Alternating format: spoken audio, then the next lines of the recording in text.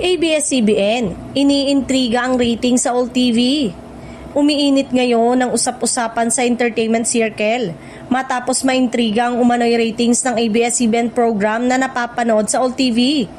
Mula nang mapanood sa naturang channel ang ilang kilalang kapamilya shows, mabilis na naging paksa ito ng diskusyon ng netizen. Lalo na kung kaya raw bang dalhin ng All TV ang dating lakas ng viewership ng ABS-CBN.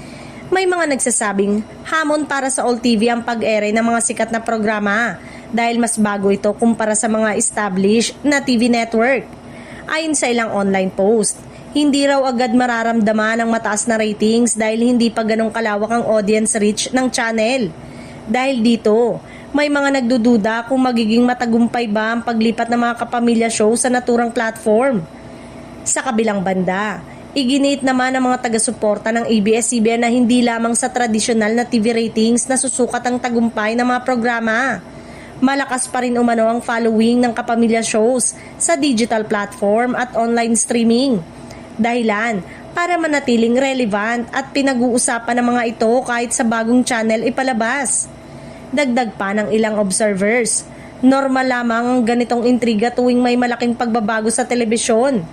Ang pagpasok ng ABS-CBN content sa All TV ay tinitignang eksperimento rin kung paano muling maaabot ang mas malawak na manonood, lalo na sa panahong hati ang atensyon ng publiko sa TV at online media. Sa ngayon, wala pang inilalabas na opisyal at detalyadong ratings report na magpapatunay kung bumaba o tumaas nga ang panonood ng ABS-CBN show sa All TV. Habang wala pang malinaw na datos, patuloy na ring magiging paksa ng intriga at espekulasyon ng isyong ito.